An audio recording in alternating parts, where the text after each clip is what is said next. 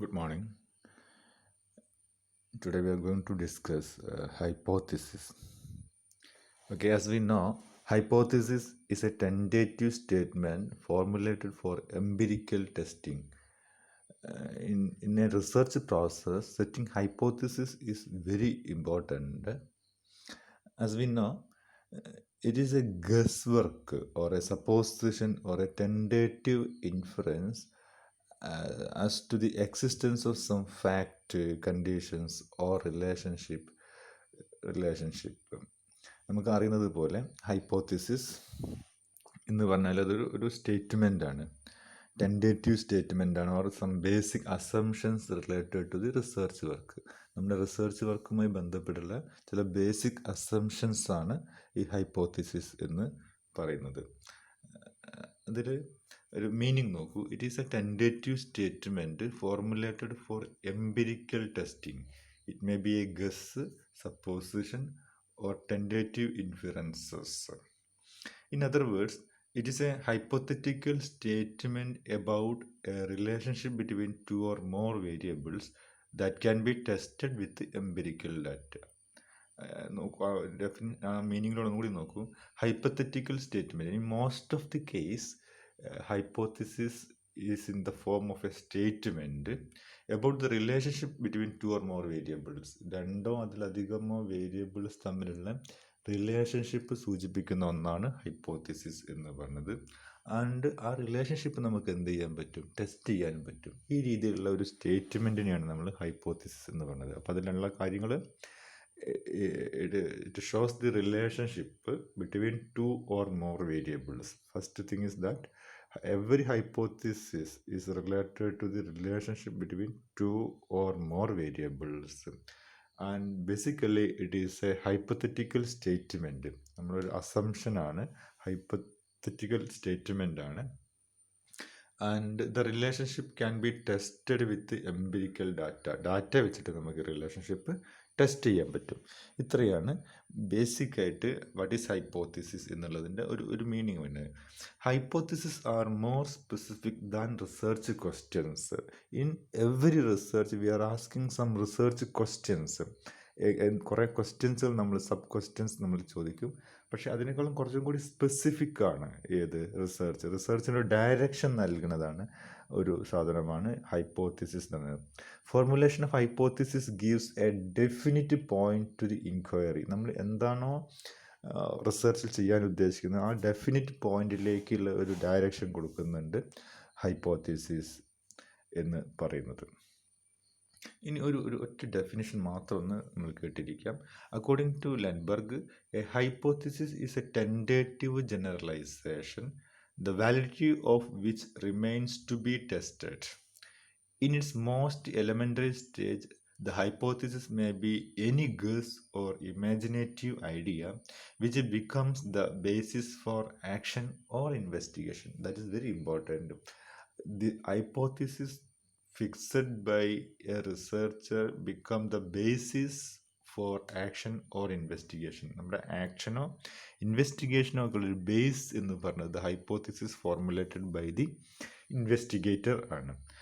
Hypothesis test ചെയ്യുന്നു, നമ്മൾ ഒരു ഹൈപ്പോത്തിസിസ് ടെസ്റ്റ് ചെയ്യുന്നു. On the basis of the result of testing the hypothesis we will reach in a conclusion. നമ്മളൊരു കൺക്ലൂഷനിൽ എത്തുന്നത് അതിൻ്റെ മുകളിലാണ്. ഇതാണ് ഹൈപ്പോത്തിസിസിൻ്റെ ഡെഫിനിഷൻ എന്ന് പറയുന്നത്. There are different types of hypothesis. വളരെ റെലവൻ്റ് ആയിട്ടുള്ള ഇമ്പോർട്ടൻ്റ് ആയിട്ടുള്ള ഒന്ന് രണ്ട് ഹൈപ്പോത്തിസിസ്, കുറച്ച് ഹൈപ്പോത്തിസിസ് മാത്രം നമുക്ക് ഒന്ന് ഡിസ്കസ് ചെയ്യാം. One is descriptive hypothesis. Descriptive hypothesis, as the name indicates, it describe the characteristics of A variable. ഒരു വേരിയബിളിൻ്റെ ക്യാരക്ടറിസ്റ്റിക്സ് ഡിസ്ക്രൈബ് ചെയ്യുന്ന ഒന്നാണ് ഡിസ്ക്രിപ്റ്റീവ് ഹൈപ്പോത്തിസിസ് എന്ന് പറയുന്നത്. The variables may be an individual, organization, event or objects. ഇതിലേതും ആവാം variable എന്ന് പറഞ്ഞത്. ചിലപ്പോൾ ഒരു ഇൻഡിവിജ്വൽ ആവാം, ആ ഇൻഡിവിജ്വലിൻ്റെ ക്യാരക്ടറിസ്റ്റിക്സ് ഡിസ്ക്രൈബ് ചെയ്യുന്നതായിരിക്കാം. ചിലപ്പോൾ ഒരു ഓർഗനൈസേഷൻ്റെ ക്യാരക്ടറിസ്റ്റിക്സ് പറയുന്നതായിരിക്കാം. അതല്ലെങ്കിൽ ഈവൻറ്റ്, ഓബ്ജക്ട്സ്, ഇതിലേതിലെങ്കിലും ക്യാരക്ടറിസ്റ്റിക്സ് എക്സ്പ്ലെയിൻ ചെയ്യുന്ന, ഡിസ്ക്രൈബ് ചെയ്യുന്ന ഹൈപ്പോത്തിസിസിനെ നമ്മൾ ഡിസ്ക്രിപ്റ്റീവ് ഹൈപ്പോത്തിസിസ് എന്ന് പറയുന്നത്. അതിലൊരു എക്സാമ്പിളൊക്കെ പറഞ്ഞിട്ടുണ്ട്. The rates of unemployment among graduates are higher than post graduates. അൺഎംപ്ലോയ്മെൻറ്റിനെ കുറിച്ച് തന്നെ എക്സ്പ്ലെയിൻ ചെയ്യണത് അതാണ് അവിടെ ഇവൻ്റ് അല്ലെങ്കിൽ ഒബ്ജക്ട്സ് എന്ന് പറയുന്നത്. അത് കൂടുതലാണ് ഗ്രാജുവേറ്റ്സിൻ്റെ ഇടയിൽ കമ്പയറിങ് ടു പോസ്റ്റ് ഗ്രാജുവേറ്റ് എന്നുള്ള ഒരു സ്റ്റേറ്റ്മെൻറ്റ് ഡിസ്ക്രൈബ് ചെയ്യുന്നതിന്. Then second category of hypothesis is relational hypothesis. Relational hypothesis എന്ന് പറഞ്ഞിട്ടുണ്ടെങ്കിൽ these are hypothesis which describe the relationship between two variables. നമ്മൾ ഫസ്റ്റിൽ പറഞ്ഞതുപോലെ തന്നെ രണ്ട് വേരിയബിൾസ് തമ്മിലുള്ള റിലേഷൻഷിപ്പ് ഡിസ്ക്രൈബ് ചെയ്യുകയാണെങ്കിൽ ആ ഹൈപ്പോത്തിസിനാണ് നമ്മൾ റിലേഷണൽ ഹൈപ്പോത്തിസിസ് എന്ന് പറഞ്ഞത്. ഇപ്പോൾ ഇവിടെ നമ്മൾ എക്സാമ്പിൾ പറഞ്ഞിട്ടുള്ളത് പ്രൊഡക്ടിവിറ്റിയും working time, these are the two variables. Productivity കൂടുന്നു, വർക്കിംഗ് ടൈം കൂടുകയാണെങ്കിൽ പ്രൊഡക്ടിവിറ്റി കുറയുന്നു. നമ്മൾ 10-20 മണിക്കൂർ വർക്ക് ചെയ്യുകയാണെങ്കിൽ നമ്മളുടെ പ്രൊഡക്ടിവിറ്റി പെർ അവർ എന്ന് പറയുന്നത് കുറഞ്ഞ് വരും. അപ്പം പ്രൊഡക്ടിവിറ്റി എന്ന് പറയുന്നത് ഒരു വേരിയബിളായിട്ടും വർക്കിംഗ് അവേഴ്സ് എന്ന് പറയുന്നത് വേറൊരു വേരിയബിളുമായിട്ട് എടുത്തിട്ട് ഇവ തമ്മിലുള്ള റിലേഷൻഷിപ്പ്, ഇതേപോലെ ഇഷ്ടംപോലെ എക്സാമ്പിൾസ് നമുക്ക് കാണാൻ പറ്റും. രണ്ട് വേരിയബിൾസ്, ഏതെങ്കിലും ഒരു വേരിയബിളിന് വേറൊരു വേരിയബിൾ തമ്മിലുള്ള റിലേഷൻഷിപ്പ് എക്സ്പ്ലെയിൻ ചെയ്യുന്നതാണെങ്കിൽ അതിനെ റിലേഷണൽ ഹൈപ്പോത്തിസിസ് എന്ന് പറഞ്ഞു. ദെൻ കോസൽ ഹൈപ്പോത്തിസിസ് എന്ന് പറഞ്ഞിട്ടുള്ളതുണ്ട്. അതും നമ്മൾക്ക് അറിയുന്നതാണ്. It indicates the existence of a change in one variable causes or leads to an effect on another. Cause and effect റിലേഷൻഷിപ്പാണ് കാണിക്കുന്നത്. ഒരു കോസ് ഉണ്ടാകുമ്പോൾ അതിൻ്റെ ഒരു ഇഫക്റ്റ്, ഈ കോസ് ആൻഡ് ഇഫക്റ്റ് റിലേഷൻഷിപ്പ് കാണിക്കുന്ന ഹൈപ്പോത്തിസിനെയാണ് കോസൽ ഹൈപ്പോത്തിസിസ് എന്ന് പറയുന്നത്. അതിൽ നമ്മൾ നേരത്തെ പറഞ്ഞ ഇൻഡിപെൻഡൻറ്റ് വേരിയബിൾ ഉണ്ടായിരിക്കും, ഡിപ്പെൻഡൻറ്റ് വേരിയബിൾ ഉണ്ടായിരിക്കും. ഒന്ന് ഇൻഡിപെൻഡൻ്റ് ആയിട്ടും ഒന്ന് ഡിപ്പെൻഡൻ്റ് ആയിട്ടുമാണ് നമ്മൾ കൺസിഡർ ചെയ്യുന്നത്. Then another one is working hypothesis. It is a hypothesis fixed by the research at the initial stage of the research. റിസർച്ചിൻ്റെ ഇനീഷ്യൽ സ്റ്റേജിൽ നമ്മൾ ഫിക്സ് ചെയ്യുന്ന ഹൈപ്പോത്തിസിനെയാണ് നമ്മൾ വർക്കിംഗ് ഹൈപ്പോത്തിസിസ് എന്ന് പറയുന്നത്. These hypotheses are subject to modification when the research is in progress. we are fixing this hypothesis at the initial stage or formulating the hypothesis. അങ്ങനത്തെ ടേമാണ് നമ്മൾ ഉപയോഗിക്കാറുള്ളത്. Formulating the hypothesis in the initial stage of research and after a particular stage this hypothesis is subject to modification. ഇതിന് ചിലപ്പം modify ചെയ്യേണ്ടി വരും നമ്മൾക്ക് research മുന്നോട്ട് പോകും തോറും. ദെൻ നമ്മൾ കേട്ടിട്ടുള്ളൊരു ഹൈപ്പോത്തിസിസ് ആണ് null hypothesis. Null hypothesis and alternative hypothesis, ഈ രണ്ട് ടേംസുകൾ we are using very commonly. Null hypothesis എന്ന് പറഞ്ഞാൽ it states that no difference exist between the parameter and the static being compared. നമ്മൾ കമ്പയർ ചെയ്യുന്ന പാരാമീറ്ററും അതിൻ്റെ സ്റ്റാറ്റിക്കും ആ പോപ്പുലേഷൻ ആയിട്ടുള്ള വാല്യൂവും അതിൻ്റെ സാമ്പിൾ റിലേറ്റഡ് ആയിട്ട് വാല്യൂവും തമ്മിൽ ദർ ഈസ് നോ ഡിഫറൻസ്, അത് തമ്മിൽ ഡിഫറൻസുകളൊന്നും ഇല്ല എന്ന് പറയുന്നതാണ് നൾ ഹൈപ്പോത്തിസിസ്. അങ്ങനെ നമ്മൾ അസംഷൻ സെറ്റ് ചെയ്യുന്നതിനെയാണ് നമ്മൾ നൾ ഹൈപ്പോത്തിസിസ് എന്ന് പറയുന്നത്. അപ്പോൾ there is no difference in the age group of students studying in 2 colleges. 2 കോളേജിൽ പഠിക്കുന്ന കുട്ടികളുടെ ഏജ് ഗ്രൂപ്പ് തമ്മിൽ ഡിഫറൻസുകൾ ഒന്നും ഇല്ല. നെഗറ്റീവ് മീനിങ് വെച്ചിട്ട് നമ്മൾ സെറ്റ് ചെയ്യുന്ന ഹൈപ്പോത്തിസിനാണ് നമ്മൾ നൾ ഹൈപ്പോത്തിസിസ് എന്നത്. There is no association, there is no relationship, there is no difference. ഈ രീതിയിലാണ് നമ്മളത് സ്റ്റാർട്ട് ചെയ്യാറുള്ളത്. നൾ ഹൈപ്പോത്തിസിസ് നമ്മൾ സെറ്റ് ചെയ്യുമ്പം സ്റ്റാർട്ട് ചെയ്യുന്നത് ദർ ഈസ് നോ അസോസിയേഷൻ ഒന്നുമില്ല, ദർ ഈസ് നോ ഡിഫറൻസുകളൊന്നുമില്ല, ദർ ഈസ് ഈ രീതിയിൽ there is no association, there is no difference. ഈ രീതിയിൽ നോ എന്നുള്ള നെഗറ്റീവ് വേർഡ് വെച്ചിട്ടാണ് നമ്മൾ നൾ ഹൈപ്പോത്തിസിസ് സെറ്റ് ചെയ്യുക. ഈ നൾ ഹൈപ്പോത്തിസിസ് നമ്മൾ always using well doing research ചെയ്യുന്ന സമയത്ത് നമ്മൾ എപ്പോഴും ഉപയോഗിക്കുന്ന ഹൈപ്പോത്തിസിസാണ് നൾ ഹൈപ്പോത്തിസിസ്. ഈ നൾ ഹൈപ്പോത്തിസിസ് ആണ് നമ്മൾക്ക് പ്രൂവ് ചെയ്യേണ്ടത് അല്ലെങ്കിൽ ഡിസ്പ്രൂവ് ചെയ്യേണ്ടത്. ശരിയാണെന്നോ തെറ്റാണെന്നോ നമ്മൾ പറയേണ്ടത് ഈ ഹൈപ്പോത്തിസിസ് ആണ്. It is generally formulated for testing statistical significance. ഒന്നിൻ്റെ സ്റ്റാറ്റിസ്റ്റിക്കൽ സിഗ്നിഫിക്കൻസ് ടെസ്റ്റ് ചെയ്യാൻ വേണ്ടിയിട്ടാണ് by using different statistical test നമ്മളതിൻ്റെ സിഗ്നിഫിക്കൻസ് പ്രൂവ് ചെയ്യാറുണ്ട്. Then criteria for selection of a good hypothesis. ഒരു നല്ല ഹൈപ്പോത്തിസിസ് സെലക്ട് ചെയ്യുമ്പോഴുള്ള ക്രൈറ്റീരിയ എന്ന് എന്തൊക്കെയാണെന്നതാണ് പറഞ്ഞത്. അതൊന്നും ഞാൻ എക്സ്പ്ലെയിൻ ചെയ്യേണ്ട ആവശ്യമില്ല, പേര് തന്നെ ആ പോയിൻറ്റ്സ് തന്നെ സെൽഫ് എക്സ്പ്ലനേറ്ററി പോയിൻറ്റ്സ് ആണ്. കൺസെപ്ച്വൽ ക്ലാരിറ്റി, നമുക്ക് ക്ലാരിറ്റി വേണം കോൺസെപ്റ്റിനെ കുറിച്ച്. വളരെ സിമ്പിൾ ആയിരിക്കണം. Testable, hypothesis should B testable ആയിരിക്കണം. തിയററ്റിക്കൽ റിലവൻസ്, തിയറിയുമായി യാതൊരു ബന്ധവുമില്ലാത്ത രീതിയിലുള്ള ഹൈപ്പോത്തിസിസ് ആവരുത്. നമ്മൾ ഏത് ടോപ്പിക്കിലാണോ റിസർച്ച് ചെയ്യുന്നത് അതിൻ്റെ തിയറിയുമായി റിലേറ്റഡ് ആയിട്ടുള്ള ഹൈപ്പോത്തിസിസ് ആണ് നമ്മൾ ഫോർമുലേറ്റ് ചെയ്യേണ്ടത്. അപ്പം റിവ്യൂ ഓഫ് ലിറ്ററേച്ചറും തിയറി റീഡിംഗ് ഒക്കെ വളരെ ഇമ്പോർട്ടൻ്റ് ആണ് for formulating hypothesis. Then reliability and impartiality, reliable ആയിരിക്കണം നമ്മുടെ ഹൈപ്പോത്തിസിസ്, അല്ലെങ്കിൽ ലോജിക്കലി റിലയബിൾ ആയിരിക്കണം. And impartiality, hypothesis should be free from value judgement. Partiality ഒന്നും പാടില്ല, നമ്മൾ മുൻകൂർ ബയാസ്ഡ് ഒന്നും ആവാൻ പാടില്ല. ഇമ്പാർഷ്യാലിറ്റി നമ്മൾ കീപ്പ് ചെയ്യണം. ഇത്രയാണ് major criteria for selection of a good hypothesis എന്ന് പറയുന്നത്. ചെറിയൊരു ടോപ്പിക്കും കൂടി, ടെസ്റ്റിംഗ് ഓഫ് ഹൈപ്പോത്തിസിസ്. ഈ ഹൈപ്പോത്തിസിസ് ടെസ്റ്റ് ചെയ്യുന്നത് എങ്ങനെയാണെന്നുള്ളതാണ് ടെസ്റ്റിംഗ് ഓഫ് ഹൈപ്പോത്തിസിസ് എന്ന് പറയുന്നത്.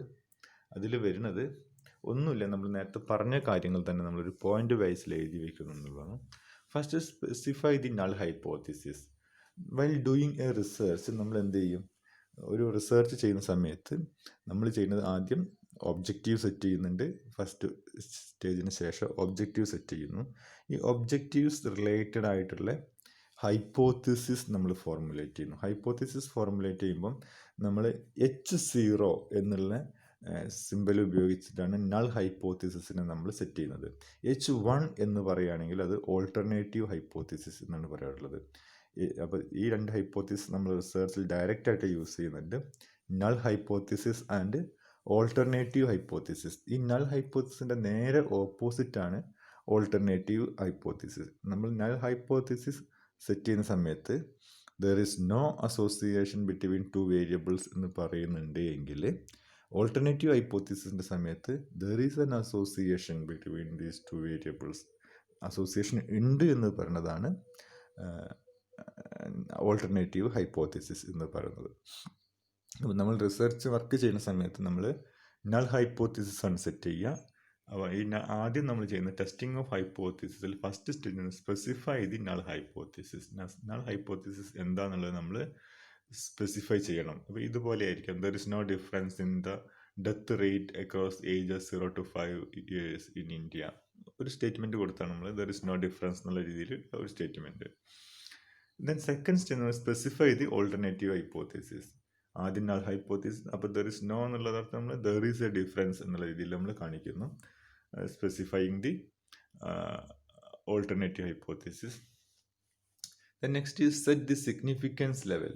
ലെവൽ ഓഫ് സിഗ്നിഫിക്കൻസ് എന്നുള്ളത് നമ്മൾ സെറ്റ് ചെയ്യണം. ലെവൽ ഓഫ് സിഗ്നിഫിക്കൻസ് എന്ന് പറഞ്ഞിട്ടുണ്ടെങ്കിൽ അത് എത്രത്തോളം നമ്മൾ ഇപ്പോൾ സപ്പോസ് 0.05 എന്നുള്ള ശതമാനമാണ് നമ്മൾ സോഷ്യൽ സയൻസിൽ നമ്മൾ സാധാരണ സെറ്റ് ചെയ്യാറുള്ള generally accepted level of significance എന്ന് പറഞ്ഞത് 0.05% ആണ്. അത് ഉദ്ദേശിക്കുന്ന ഇത്രയാണ്. കോൺഫിഡൻസ് ലെവൽ എന്ന് പറയുന്നത് നമ്മൾ സെറ്റ് ചെയ്യുന്ന ഹൈപ്പോത്തിസിസ് 100% ആക്സെപ്റ്റ് ചെയ്യാണ്, 95% അതിൽ തെറ്റ് വരാൻ സാധ്യത ഇല്ല എന്നുള്ളതാണ്. ഇററിനുള്ള സാധ്യത 5% ഓഫ് ഇറർ എന്നുള്ളതാണ് അതിൽ പറയുന്നത്. ദെൻ അപ്പോൾ എത്രയാണ്, അപ്പം പ്യുവർ സയൻസ് ആണെങ്കിൽ നമ്മൾ 1% ലെവലാണ് സിഗ്നിഫിക്കൻസ് കാണാറുള്ളത്. നമ്മൾ സോഷ്യൽ സയൻസ് ആണെങ്കിൽ സോഷ്യൽ സയൻസിൻ്റെ പ്രത്യേകത, social science is related to human behaviour or human beings. Human ബീയിങ്സുമായി ബന്ധപ്പെട്ടതാണ് social science. The behaviour of human being is unpredictable. മനുഷ്യന്മാരുടെ സ്വഭാവമൊന്നും പ്രെഡിക്റ്റ് ചെയ്യാൻ പറ്റില്ല, കൃത്യമായിട്ടും പ്രെഡിക്റ്റ് ചെയ്യാൻ പറ്റില്ല. അതുകൊണ്ട് തന്നെ അതിൽ മിസ്റ്റേക്കുകൾ വരാനുള്ള സാധ്യതകളുണ്ട്. അപ്പോൾ നമ്മൾ കുറച്ച് കൂടുതലായിട്ട് പ്രൊവൈഡ് ചെയ്ത് വെക്കുകയാണ് അതിന്. അതുകൊണ്ടാണ് നമ്മൾ 5% സെറ്റ് ചെയ്ത് വെക്കുന്നത് സോഷ്യൽ സയൻസിൽ. അതേസമയത്ത് പ്യുവർ സയൻസ് ആണെങ്കിൽ അവിടെ ഒരു പരീക്ഷണം നടത്തുമ്പോൾ, ലാബിലൊരു പരീക്ഷണം നടത്തുമ്പോൾ തെറ്റ് സംഭവിക്കാനുള്ള സാധ്യത വളരെ കുറവാണ്, ആക്യുറസി കുറച്ചും കൂടി കൂടുന്നുണ്ട്. അതുകൊണ്ട് നമ്മളവിടെ 1% ആണ് നമ്മൾ ലെവൽ ഓഫ് സിഗ്നിഫിക്കൻസ് നമ്മൾ സെറ്റ് ചെയ്ത് വെക്കാറുള്ളത്. Then calculate the test statistic and P value. ഇതൊരു പി വാല്യൂ, നമ്മൾ ടേബിൾ വാല്യൂ നമ്മൾ കാൽക്കുലേറ്റ് ചെയ്ത് വയ്ക്കും. ടേബിൾ വാല്യൂ നമ്മൾ കാൽക്കുലേറ്റ് ചെയ്തതുണ്ടായിരിക്കും, നമ്മൾ കാൽക്കുലേറ്റഡ് വാല്യൂ ഉണ്ടായിരിക്കും. ഇപ്പം നമ്മളൊരു കൈ സ്ക്വയർ ആണ് ഈ ഉപയോഗിക്കുന്നത് എങ്കിൽ, നോൺ പാരാമെട്രിക് ടെസ്റ്റ് ആയിട്ടുള്ള കൈ സ്ക്വയർ ടെസ്റ്റാണ് നമ്മൾ ഈ ഹൈപ്പോത്തിസിസ് പ്രൂവ് ചെയ്യാൻ വേണ്ടിയിട്ട് ഉപയോഗിക്കുന്നത് എങ്കിൽ കൈ സ്ക്വയർ വാല്യൂവും ടെസ്റ്റ് വാല്യൂ എന്ന് പറഞ്ഞാൽ കൈ സ്ക്വയർ ടെസ്റ്റിൻ്റെ വാല്യൂ അതിൻ്റെ ടേബിൾ വാല്യൂ പി വാല്യൂവും കൂടി നമ്മൾ കമ്പയർ ചെയ്യും. എന്നിട്ട് നമ്മൾ ഡിസൈഡ് ചെയ്യും ആക്സെപ്റ്റ് ചെയ്യണോ റിജക്റ്റ് ചെയ്യണോ, ഹൈപ്പോത്തിസിസ് ആക്സെപ്റ്റ് ചെയ്യണോ റിജക്റ്റ് ചെയ്യണോ എന്നുള്ളത് നമ്മൾ ഡിസൈഡ് ചെയ്യും. Drawing and conclusion on the base of the test value and table value, reaching in a conclusion whether to accept the hypothesis or reject the hypothesis. These are the different stages in testing a hypothesis. Then അതിന് importance of hypothesis എന്ന് പറയുന്ന ഒരു ചെറിയൊരു area കൂടി ഉണ്ട്. ഒന്ന് പറയാം, ഞാൻ നിങ്ങളൊന്ന് കേട്ടിരുന്നാൽ മതി. ഇമ്പോർട്ടൻസ് 3-4 പോയിന്റുകൾ നിങ്ങൾ കേട്ടിരിക്കുക. ഹൈപ്പോത്തിസിസിൻ്റെ importance, it serve as a framework for drawing conclusions draw ചെയ്യാൻ ഒരു ഫ്രെയിം വർക്ക് പ്രൊവൈഡ് ചെയ്യുന്നുണ്ട്. It serves as a framework for drawing conclusions. It gives a definite point to the investigation ഒരു clear cut point, ഒരു definite point നൽകുന്നുണ്ട്. It specifies the sources of data. Hypothesis specifies the sources of data and it contribute to the development of the theory ഡെവലപ്മെൻറ്റിന് ഇത് contribute ചെയ്യുന്നുണ്ട്. Hypothesis contribute ചെയ്യുന്നുണ്ട്. It gives direction to research. നേരത്തെ പറഞ്ഞതിൻ്റെ related ആയിട്ടുള്ള പോയിൻ്റാണ്. Hypothesis gives direction to research and it prevent blind research. ഇതൊക്കെ related പോയിൻറ്റ്സുകളാണ്. ഒരു ബ്ലൈൻഡ് റിസർച്ച്, കണ്ണു അടച്ചുള്ള റിസർച്ച് പ്രിവെൻറ്റ് ചെയ്യും. നമ്മൾ we are setting a hypothesis, then all the efforts are directed to prove or disprove this hypothesis. ഇത്രയുമാണ് hypothesis എന്ന് പറഞ്ഞിട്ടുള്ള ടോപ്പിക്കുമായി റിലേറ്റഡ് ആയിട്ട് നമുക്ക് സിലബസ് ബേസ്ഡ് നമുക്ക് അറിഞ്ഞിരിക്കേണ്ട കുറച്ച് കാര്യങ്ങൾ. ഓക്കെ, ഇതിൽ നിങ്ങൾക്ക് സംശയമൊന്നുമില്ല എന്ന് വിചാരിക്കുന്നു. Okay, thank you.